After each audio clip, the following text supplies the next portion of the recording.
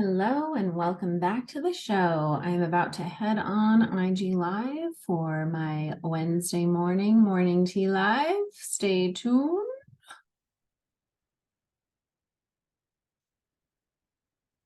Hello everyone and welcome to Morning Tea Live with me. Cheers. I don't have tea, but I have my smoothie. You guys are also getting a freshly oiled face.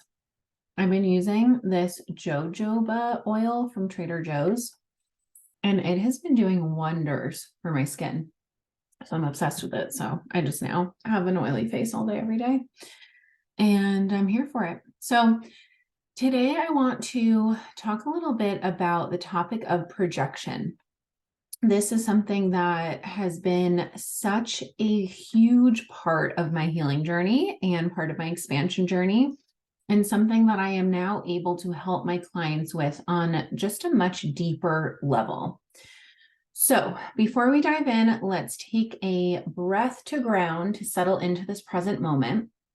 So wherever you are, if you have some ability to sit down, get cozy, put your hand over your heart, sit up nice and tall. Notice any area of your body that's contracting, that wants to get small, and allowing your body to just open and soften a little bit. So taking a nice, big, deep breath in and release. 2 more.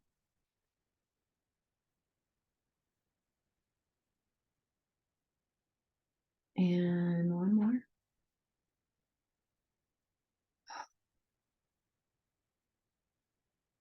And just noticing how your breath is feeling. Noticing any part of the body that's holding on to tension. And giving your body any small organic movement that it's needing. I slept weirdly, so my neck is feeling a little off. So we're just going to move it a little bit. When you're ready, you can come back. So first, I want to say that sometimes we wait to show up until we have this perception that everything's perfect. So the old me probably would have woken up with like a stiff neck. This happens sometimes with my scoliosis. If I sleep weird and my neck gets all out of whack. And I would have been like, I'm tired, my neck hurts, I don't want to show. I didn't even have a topic planned for today. And so I could have easily just been like, oh, I'm going to postpone until, I have a topic that's ready, or until I'm feeling better, or, whatever. But the biggest thing I learned is that when we communicate that to ourselves in the world, that we are only safe to show up in a conditional way, if I'm feeling this way, if I'm feeling, good, flowy, vibey, whatever, however you're feeling, if I only show up this way, it's communicating to certain parts of yourself that they are wrong, that they are not welcome here, they are not accepted. And it's just not helpful in being able to heal all parts of ourselves. So no matter how I'm feeling, right? And there's a difference between listening to what your body's needing and honoring that versus not showing up because you think that you need to be perfect, or you think you need to have makeup on, or you think you need to present a certain way. I mean, if you guys have been following me for a while, you know that I will show up in my stories with a face mask on, with, bed hair from just waking up. Other days where I'm looking real cute with my makeup and my jewelry on. Other days where I'm not looking cute at all, but I'm still looking cute because I'm cute. It's like none of that is dependent on what I have on my face. There are some days I show up looking, really nice, and other days not so nice. And I can love each of those versions of myself. So you are safe to show up as you are. I was Voxering a client earlier, and we were talking about how we were both just feeling, no, my dad's calling. Sorry, Dad. I'm gonna have to call you back, sir. Decline. Okay. All right, we're back. My dad was calling. Decline. Sorry, Dad. My client and I were talking about how, we just we're feeling really tired today. And she was like, yeah, it's a busy work day. I'm like, I totally feel you. And I was just like, you know what? We're just going to show up together and just be tired together. And that's okay. And she was like, oh, she was very appreciative of it, because I think so many of us feel pressure to show up in a certain way. I even had a first date the other week. And one of the first things that he said was like, oh, I'm feeling really tired. Like, excuse me, like, kind of like apologies in advance. And I'm like, no, it's like, come as you are. Like, it's all good, right? We can show up as we are and know that we are good enough, whether we're feeling tired or chipper or anything in between, because emotions are just emotions. States of being are just states of being. As humans, we attach on so heavily to how we're feeling in each moment. We're like, oh my God, it's the best day ever. We're having such a great day. Or we're like, oh my God, I'm tired. The world is over and everything's ruined. We attach so heavily rather than just being able to be with the waves of what comes up throughout the day. Oh, yeah, we're doing the wave dance. Okay, focusing. So let's see. Let me tie this back to projection, because that is the topic. So how does this relate to projection? When we feel safe to show up as we are, to accept all parts of ourselves, and to be with the fleeting moments of different experiences emotionally, rather than attaching on to one moment, we are able to allow ourselves to be with the emotions, even the most painful ones like fear or sadness or shame. And we will not be as likely to project onto others. So, what is projection? Projection, in the simplest of terms, is when you have an emotion that comes up in yourself, in your internal world, and that emotion feels so hard to be with. So, most of the time, it's shame, fear, and shame, that we then project that onto the other person and we make them wrong. So, for example, this used to show up a lot with my mentor. When she would point out something in me, she was the mirror for me. She would point out something that was happening in my internal world. And I would be like, no, that's not happening. Like, I would get defensive, I would get reactive, because it triggered shame in me. And then I would try and make her wrong and be like, oh no, that's just your interpretation. That's just your shit coming up. And then I did that last week with someone who's, relatively new in my life and I'm exploring a connection with. And I did that with him where he said something that triggered me, and I felt fear. I was just trying to remember, like, what was the actual emotion that came up? It was fear. I think there was maybe a little bit of shame. Yeah, there was shame, like I was making meaning of something, and it was mostly fear. And so then my protector of control like came out of the woodworks, like full force. And I got reactive. And I used to get this way a lot, like in all my close relationships. So particularly with my mentor or past partners. And I have done so much work in being able to recognize when my own shit comes up and being with that and realizing like, oh, this is not the other person's, this is mine. And so it kind of surprised me because I was like, oh, that just happened again. And that hasn't happened in a little bit of time. And when we talk about healing not being linear, this is exactly what we talk about. Healing is not linear.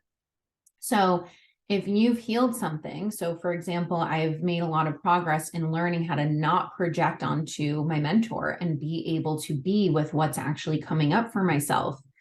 And then I meet someone new and I then project. So basically, that fear and that control was so strong in my being that I made this person wrong rather than leaning in with curiosity, asking questions, exploring like, what the person meant by what they said and making assumptions, right? And so I projected my fear, my shame onto the other person, making them wrong, when in reality it was all my control. It was all my control because there is a younger part of myself that felt so terrified. And this is what we talk about when we're healing anxious attachment is there's that younger part of yourself that feels so scared that it's easier to latch on to someone else than to be with that fear in yourself. Right? It's like if you struggle with avoidant attachment, it's kind of the opposite, where you feel safer kind of like focusing on you than like even experiencing intimacy with someone else. Whereas with anxious, you feel safer experiencing the connection with someone else than you do being with yourself. So when this shows up, when control shows up, when fear shows up, it's a fear of abandonment. And we can't be abandoned as adults, but that younger part of ourselves that's still so active and alive and has a lot of unmet needs, she is the one that is trying to feel safe. And when we are not able to help her feel safe, she will try and feel safe in any way that she can. So in this example, when I projected onto this person and I was like, I just had this reaction, like I just like sent all these texts and I sounded irritated and angry, and like, keep in mind, this brought up a lot of shame because this is someone that is relatively new in my life. So they haven't seen this part of me. Now, in the past, when I have had partners where this has happened, I've had a lot of partners that have placated to it, who have babied me, who have, validated my bullshit. And the most recent partner didn't do that, held me more accountable. And that's why so much of these triggers came up, because it felt so unsafe in my body to be with those triggers, to be with that deep, deep, deep fear of abandonment. So with this person that I'm still getting to know, I noticed how he actually took time to kind of sit with what was happening, right? And because he did that and kind of set a boundary of like, I need time to process what just happened. And then basically what happened was not okay, like not placating, not validating, not enabling it, but setting a boundary. That boundary allowed me to look at my own behavior and say, oh, okay, I can understand what was happening for me there. I got triggered, my control came up, and little me felt like if she wasn't going to control, then something she wanted to happen wasn't going to happen. And rather than controlling it, it's my job to show her that we can experience life in a new way, because the old way of relating was, if I don't control this, it's not going to happen. I have to force it to happen or else it's not going to happen. And if it doesn't happen, I make it mean something about myself. I don't feel chosen. I don't feel special. I don't feel as good as the other people that, get to experience this thing. I'm going to be abandoned because they don't know how to meet my needs, right? Like all of the worries, all of the fears that show up in that. And so it's my job to show little me that, first of all, we can't control anything except for what's in our control. And secondly, it sucks the joy out of life when we don't allow things to happen naturally and in an aligned way. And so this is where attachment styles can come in so subtly and so sneakily, where both people are projecting their own shit onto the other and blaming each other because the two people can't just be with their own shit, because there's so much shame in that. And I totally understand and get just how hard that feels, like how fucking painful and hard it feels to look at your own shit and be like, wow, I was really behaving from a childlike place, because my inner child literally was taking over. And so I acted like a child, and that can bring up so much shame because I'm not a child. I'm a 31-year-old grown-ass woman. And the more that we shame ourselves for our inner child having needs, the less we're going to be able to meet her needs, and the more we're going to continue to project onto other people. The moment that I was able to fully accept, oh, I understand what's happening for me in these moments, and I now understand what little me needs, the more I was able to stop fighting myself and fighting her and be able to start meeting my needs. And when we start meeting our unmet needs from childhood, we give our inner child that reparative experience.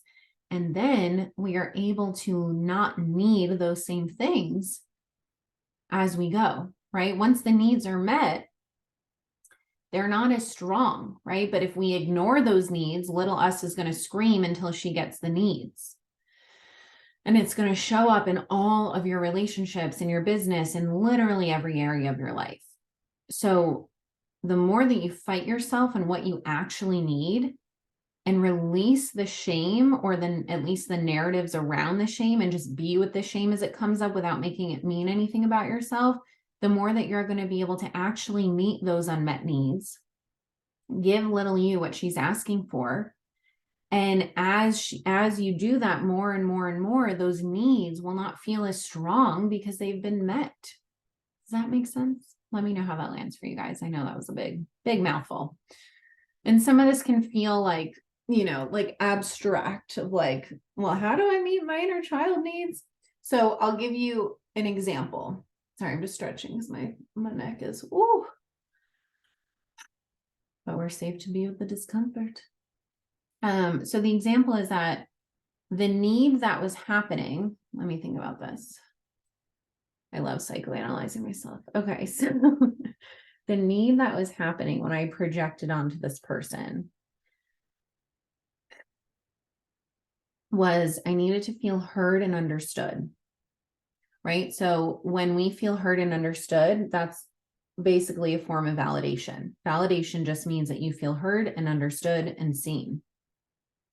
And the emotion that happens when you feel invalidated, misunderstood, not seen, not heard is fear. Because if this person can't hear you, see you, understand you, they're not going to be able to meet your needs. And as an adult, that's just information. That's like, okay, maybe I won't be with this person because they can't meet my needs. As a child, that's fucking terrifying because this is not a conscious, like, adult part of you that's like responding to this. This is little you that's still trying to get her needs met and still feels terrified when someone is not able to meet her needs. So the need was validation. It was to feel heard because I had said something and I didn't feel heard based on this person's response. And so that younger part of me felt terrified. So if I can recognize this and say, little me is feeling scared that she's not being heard and that she's not going to get her needs met. And so then she feels like she has to control it to try and force her to get her needs met. And so then it's my job to recognize that and be like, I don't need to project this onto the other person. I am responsible for meeting my own needs. I can let little me know that I'm with her, that I hear her, and that I need to give this person a chance to see if they can meet me as well, and to actually meet my needs in that way. But if you're not even giving the person a chance and you're just assuming that they're wrong or they're not doing something right, or that, you feel like you have to control it, you're not actually allowing space for that to happen. So my job is to lean back, notice the emotion underneath the control, which is fear and shame, be with those emotions. So what does that mean to be with an emotion? It means noticing the emotion in your body. So if you take a breath in right now, noticing the sensations in your body. Is your chest tight? Is your stomach clenched up? Are your shoulders caving in? Noticing, where do you feel shame? Where do you feel fear? Allowing yourself to feel the sensations of those emotions.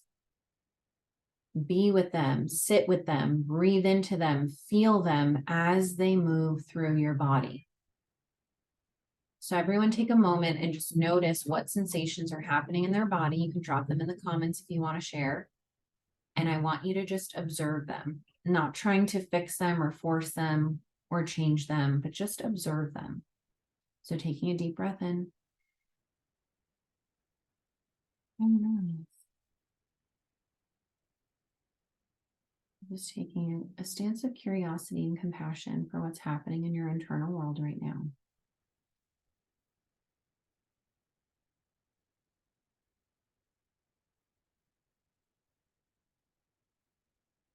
What do you notice? What's alive for you in this moment?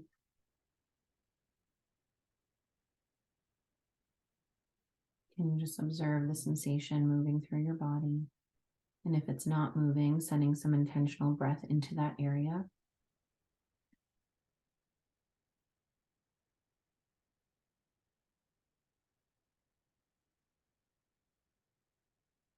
Allowing yourself to just be with it.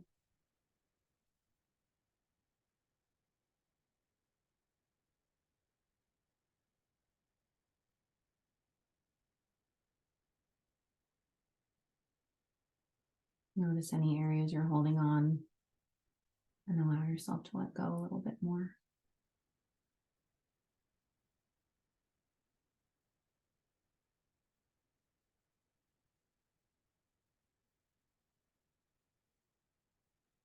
Just focusing on your breath. Noticing your thoughts, refocusing on the breath over and over as many times as you need.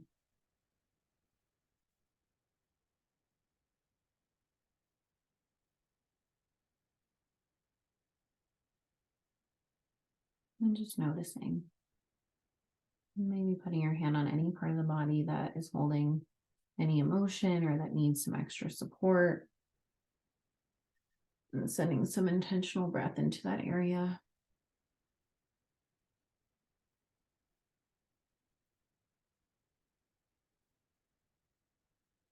One more.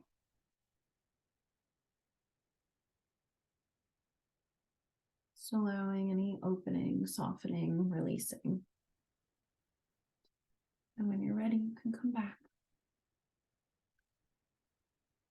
So for those of you who are live, feel free to drop in the comments anything you notice. So any emotions, any sensations that came up. And maybe just noticing, like, how did that feel to be with your body? And if you noticed nothing and your body just felt calm, what did it feel like to just be with calm? Because we're not always calm. So when we are calm, we want to actually notice, like, what does that feel like? How does that feel in your body to be calm, to be safe, to be grounded? What does it feel like in your body to not be calm, to not be safe, to not be grounded? When we're able to recognize moments of regulation, moments of dysregulation, it allows us to be the leader of ourselves, of our nervous systems, of our inner child, of our lives. But when we are unconscious and asleep to the ways in which our attachment wounding will show up in each moment in the most sneaky, subtle, unconscious, hardwired ways, we give our power away because we don't actually have the awareness and the consciousness we need to be able to relate differently and to shift it. And so being able to really notice, like, what does it feel like to be dysregulated? What does it feel like to be regulated? So how do I know when I'm dysregulated? When I'm blowing up some guy that I met a week ago, when I'm blowing up his phone with like annoyed text, that's all my own shit. And then I have to sit with not only the fear that prompted that behavior, but then I have to also sit with the shame that comes with the fact that I acted that way, right? Because it doesn't feel good. It doesn't feel good to act that way. And we have to be able to have deep compassion and understanding and empathy and consciousness and holding and loving those parts of ourselves that are just so scared. I don't know if you guys saw my post on Friday, but I shared that I had taken an intentional 10 months, more than 10 months, almost a year off of dating because my attachment wound was so activated and I needed time to just be with myself and to do some deep healing on myself and to really just focus on myself. And it has been so deeply beneficial. Like, if you guys have not taken some time to just be single, and I'm not talking about single as in, there's two different phases of single, right? You can be single where you're like dating, you're, having fun, you're exploring different connections, different people. And then you can be single where you're literally just focusing on yourself. And of course, we can't control, if we happen to meet someone. So for me, I had been focusing on myself for almost a year now, and it's been so incredibly beneficial. And then I started getting signs from the universe, like all over, like prepare to meet someone. And I fucking got mad. I was like, I don't want to meet anyone. Relationships take work. I just am in an exclusive relationship with my business and myself right now. And I'm really enjoying this period of my life. And I attached on to that where I didn't want it to end. And so, as the universe and my astrologer and, the different people that I talk to, when they start seeing the same things of like, it's time to get back into the dating world, it's time to get back into the romantic world. And I'm like, oh my God, I don't want to do it. I don't want to do it. But a lot of that is just fear, right? A lot of that is fear of how is this, all the stuff that I've been working on the past year, how is that going to show up? And literally within a week of getting back into the dating world, it fucking showed up and it was exhausting and it brought up fear and shame and my control and all the things. But this is what we're talking about. Healing is not linear. Growth is linear. All of it is part of your growth, but healing is not linear. So you may have, made a lot of progress on one part of your healing journey, and then you meet someone else or a new situation at work happens or something else triggers it, and then it comes out again. And each time it comes out, you have more awareness of it. That's the goal. And then the goal is that you shift it and you learn how to relate differently to it. So something that I did differently this time was I was able to actually be conscious of what's happening rather than just blaming the person and being like, oh, this guy is just an idiot, blah, blah, blah. Because that would have been my defenses, right? My ego would have been like, it's not me, right? Like I didn't do anything wrong. That's all him. That's all my ego. And so what is my ego trying to protect me from? It's feeling shame. It's feeling the fear that shows up when you start putting yourself out there again and meeting potential connections. So the way that I related differently was that after it happened, I was actually conscious of, oh, that's just what happened for me. Like little me was feeling terrified. And so she tried to control the situation and she tried to make him wrong rather than actually sitting with the fact that I wasn't even giving him a chance to do anything right. I was just trying to control everything. And that's just not fun for anyone. And then I apologized and I took ownership of my behavior and I had to sit with the shame. And the old me would have not sat with shame.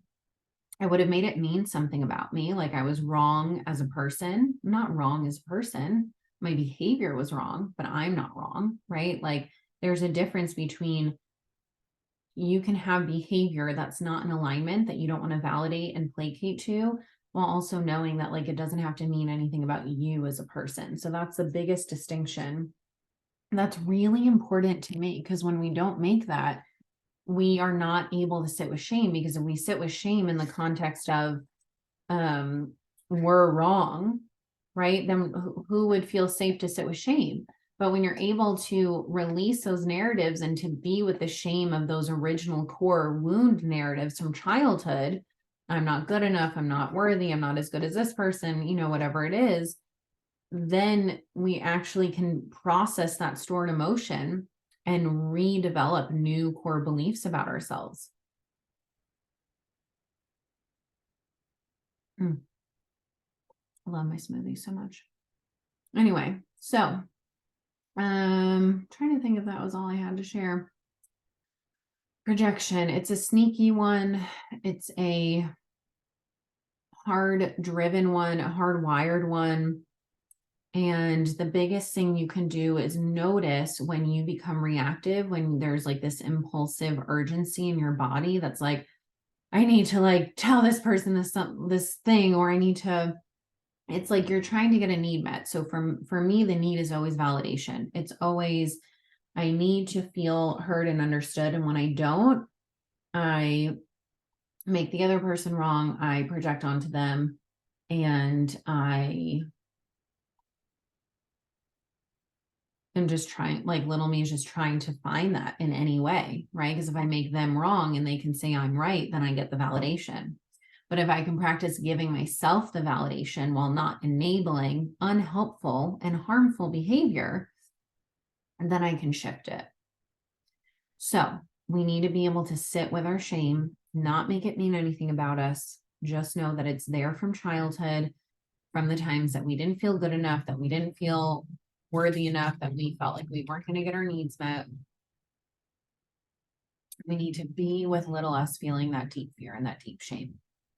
And then we need to choose how to relate differently. And then we practice. And the reality is that our shit's going to come up. That is just a reality in any relationship, any intimate, close relationship. Our shit is going to come up.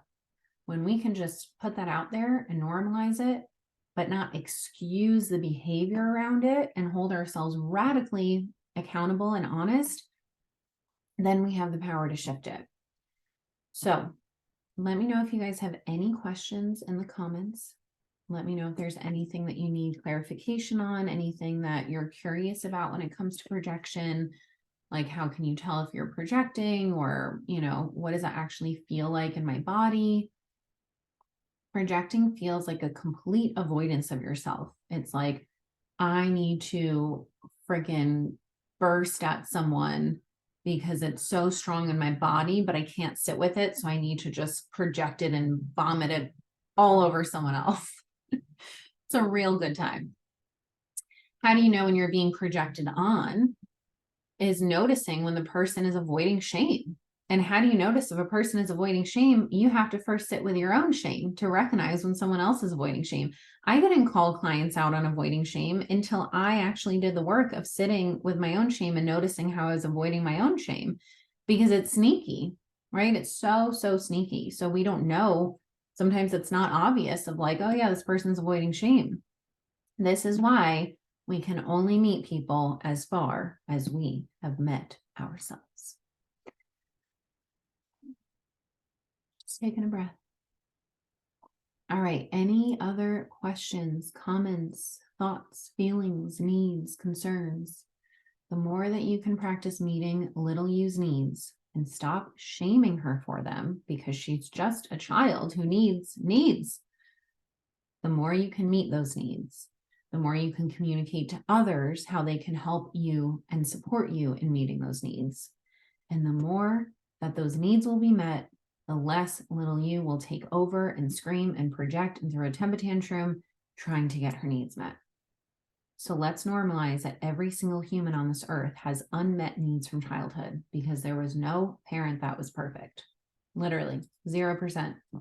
0% humans that have unmet needs. We all have unmet needs. It is our responsibility to do the work to meet those needs. So if you are looking for support in how to meet your needs and how to reparent little you and how to relate differently and how to stop projecting all over your partner and making them wrong for your own shit, and looking at your own shit in a way that's in a very loving, gentle, compassionate way that helps you learn how to love all parts of yourselves, not just the parts that you feel like people think are cool or acceptable, but all parts of yourselves. I have one spot open right now in my Insight program, which is my highest level container, where we do weekly Zoom sessions, Monday through Friday, Voxer, and you get access to my meditation series and any journal prompts that you may need. The investment right now is at $2,000 per month with a 3-month minimum commitment. And one spot has just been filled. So that means there's one left. These spots rarely open because most of my one-on-one clients work with me long-term, because healing is just the first stage. And then the expansion is part 2. So we've done the healing work.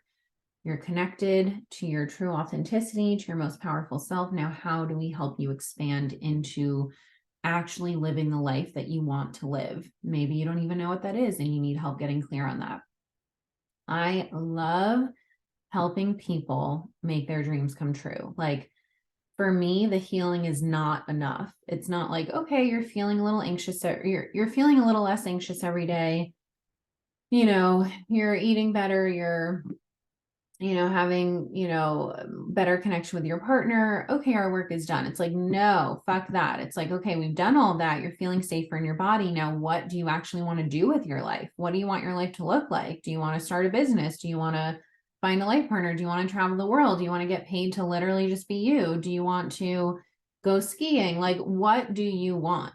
And then how can we help you take steps in actually building that. I have a client who, when I started working with them a year ago, their biggest dream in the world was to get paid to do what they love and to move to their dream city.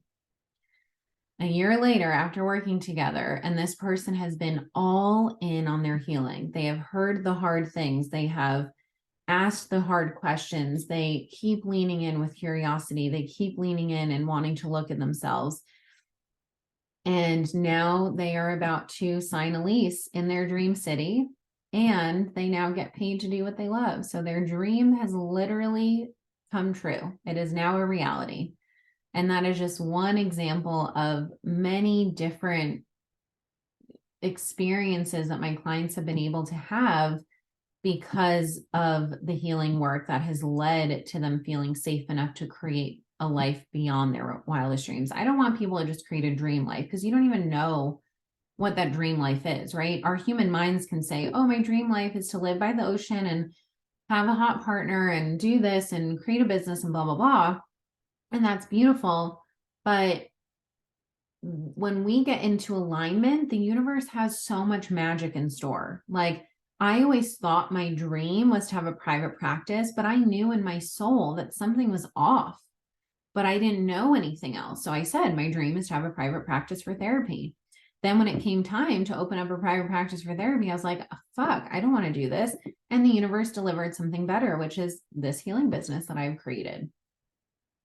So I want you guys to believe that you can literally create any life you want, but it's going to be even better than what your human mind can even comprehend. It gets to be beyond your wildest dreams. So, you know, as cliche or corny as that saying is, it's so fucking true in the work I do with my clients. It is my favorite thing in the world, is to help people create a life beyond their wildest dreams, because life gets to be so magical, but we have to get out of our own way, stop, you know, bullshitting ourselves and getting, you know, using our valid excuses to stay stuck and attach on. And we actually have to allow ourselves to shift. I'm in a phase right now where I've done the healing.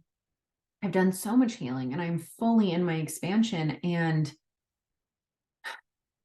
there have been so many parts that have been grasping on to the old ways that have not been allowing myself to fully shift because of the unknown, because of fear, because of how I've gotten my needs met. And so being able to recognize, like, wow, I'm not allowing myself to shift. And like, I've done all this work, and the whole point is to then be able to expand. And I'm not allowing that to happen. And so I have to relate differently. I have to remind myself of my power, that I have the choice to choose. Am I going to attach and hold on, or am I going to let go and leap? That's going to be the name of some program one day, Leap, because it's all about leaping into the unknown. I wrote that down in my journal. I was like, leap. There's some program that's coming through, leap, because that's what it is. Another thing I will share. Oh, do I want to share it? I don't know. Okay, I want to share. I'm ready. I want to share that I don't have all the details ready yet, but another offer that I am brewing in the Rachel Kelly Coaching Kitchen is I'm going to start offering some VIP days for my high-level one-on-one clients. So if you want to experience this, joining my program Insight would be the way to do this, because then you get to experience the full healing work and then would be able to experience a full VIP day. I have some places in mind that I have picked out. It really helps when your best friend works for one of the most luxurious hotel chains in the world. So she and I are going to be working together to create a really, really special VIP day package. So this is probably going to be coming, I would say, like August or September. So keep an eye out for that. I'm so excited. I love spending time with clients in person. It's just a whole other experience. And I'm about to experience my own first VIP day with my mentor in Paris in less than 2 months. So I'm excited to be able to have this be part of my next level of expansion. Super, super excited. It's going to be really, really good.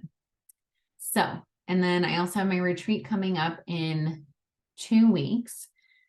You know, the retreat, it brought up a lot around alignment and feeling clear on what I wanted. And this could be a whole other episode, but I'll just quickly share that you guys have known that I've kind of been like on the fence of like, do I want to open it to the public? Do I want just clients?